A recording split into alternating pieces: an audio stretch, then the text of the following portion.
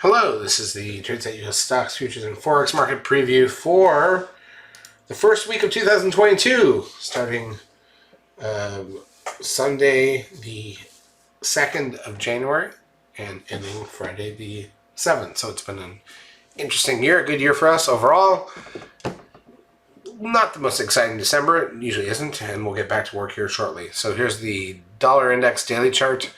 Gone nowhere for 2 months. Looking at the lows, there's no sell signal. There's nothing to do here from that perspective. Obviously, there's a static trend line to draw us to around 94. Could bring us back down, but without a sell signal, it doesn't necessarily matter. Let's go through the daily charts of the major Forex pairs. So here's the euro dollar. It's the inverse of the dollar index. Same thing. It could be up if the dollar goes down. To head back to that 1.16 level, that's fine. The pound dollar has been already on the rise, which is great. Aussie dollar, yeah, not much there. A little drift up, but nothing tradable, honestly. Euro yen has been up, but there was no sell buy signal for that, so it is what it is. You can't really do much there. In terms of the pound yen, not much there either. It was a big bump. That was the best move, actually, honestly, but there's still not a lot to talk about here. All right, let's look at the 30-minute candles on, let's start with the euro dollar for the week. And it was a full week, even though there's holidays. Funny thing is, the last day of the year was the biggest range, but high to low for the whole week was only 100 pips on the euro dollar, so that's not really tradable, and most of it was on Friday. A little move on Wednesday. Pound dollar high to low for the week is 160 pips, 150 pips maybe. That's not really tradable either, so it is what it is. I don't want to get into some of these lesser symbols right now as we try to wrap up the year. All right, so in terms of the stock market, let's look at the ES front month futures contract. This is the daily chart, the broad market futures form. I'm going to look at this a couple ways. First of all, obviously, closed near highs for the year, which is great. But we always know that's going to happen, right? If the sell-off that you see in November, if that doesn't continue, then, in December, nobody's going to sell because we're up for the year. Nobody wants to lock in their tax gains, and that's fine. So let's also look at the weekly chart, which is now oofed. Look at that. 13 sell signal on the weekly chart. That's not good, right? Now, we did have one last year around starting the year. It wasn't a major pullback, but this is a bigger deal, I think. Starting a year with the 13 sell signal on the weekly chart is not good. Here's the monthly chart. Where are we at here? Oh, okay, so we're 10. So even if we go, this is, by the way, it's 10 if you count December, which is closed out. Oh, recycled too. Never mind. So the biggest thing is the weekly chart. Now let's also look at the NASDAQ 100, and we'll look at the monthly chart there. And what do we have? Not much from that perspective. On the weekly chart, what do we have? Right, not much there either. The biggest thing is just that sell signal on the S&P cash on the weekly chart. Okay, and here's the daily chart of the NDX. All right, let's get to our major. By the way, there's a 13 sell signal on the daily chart of the NDX, which is fine. Look, a lot of it looks negative. And by the way, again, the last month of the year, they don't want to sell anything. If they're up for the year, that's how it works, right? So we drift higher. But then when January comes in, you can start to sell things. Do I think next year is going to be the same thing? We're going to have a market preview for next year soon.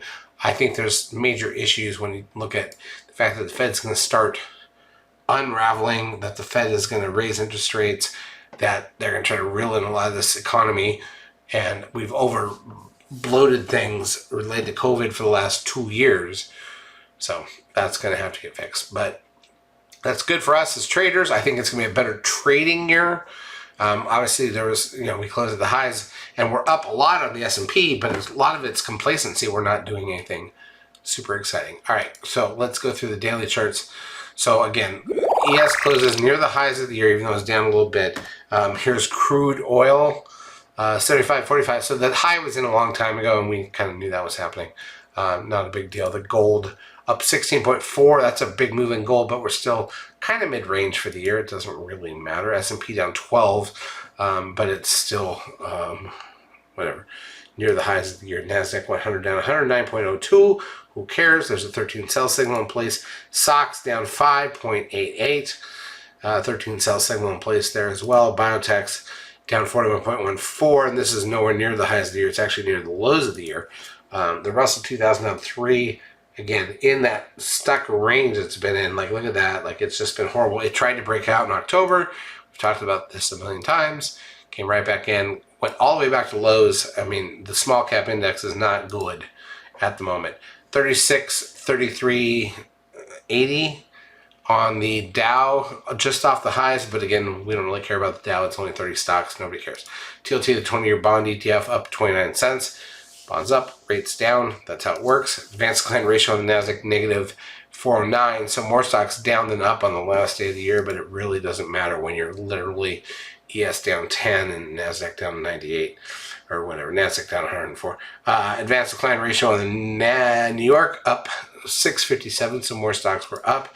If you add it all up, we're basically flat in terms of the advanced client ratio in the whole market. Trend closes at 1.48, puts the 10-day at 1.06.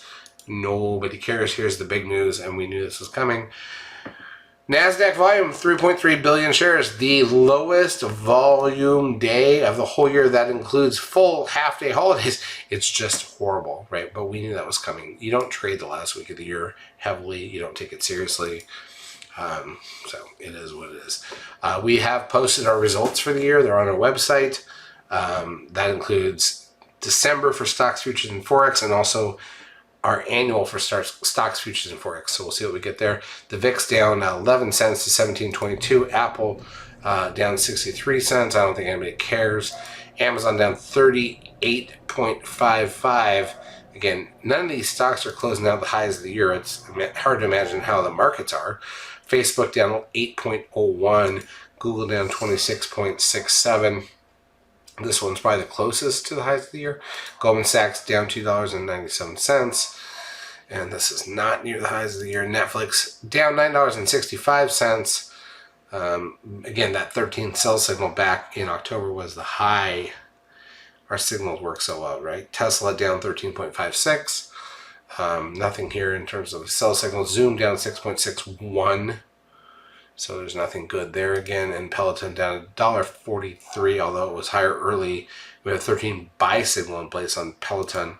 Bitcoin sits at 46,275. That's near the lows of the last couple of months. So look at, it's interesting. The buy and sell signals have been interesting here, but you know, it's at the end of the day, it's just crypto. We may start covering crypto in a different way in 2022. We'll see what happens. All right. So there's that. In terms of intra-week action, I don't know if I care. Like, I'm not going to go into it for the most part. But let's just see the 10-minute chart on the ES. And guess what? So Monday was gap up and went higher, and the rest of the week was dead flat until the last 10 minutes of the entire week, which is normal for what? For economic end of year stuff. So we're fine. So we weren't really expecting anything there, and we will just move on. All right, in terms of economic data coming out, in the week ahead, let's go move this over here and take a look. So again, we're starting 2022. The biggest thing is this. It's probably going to take a day. The technicals don't land on Monday. I don't think Monday's going to be exciting. Most of the world's on bank holiday on Monday, except for, well, U.S. has bank holiday. So here's the bank holiday, right? The market's open, but the banks are closed. It wasn't closed on Friday. I was wrong about that. But Canada and the U.S. and everybody else is on bank holiday. So it's probably going to be a very boring Monday that lets us establish some things. We've got final manufacturing PMI numbers coming out from around the world, and that's good. On Tuesday, German retail sales, CPI out of Switzerland.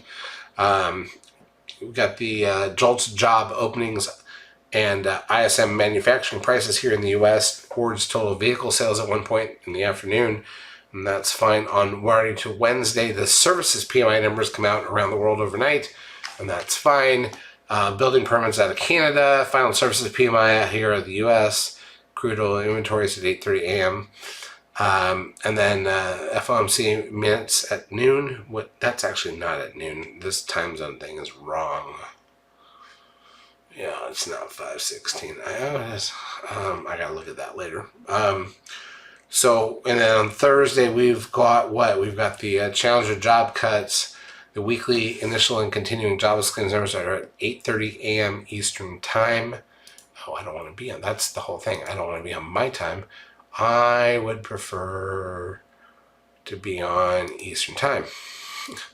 And that would solve, yeah, okay, now I can go here. And then, yep, there you go. So now what happens is on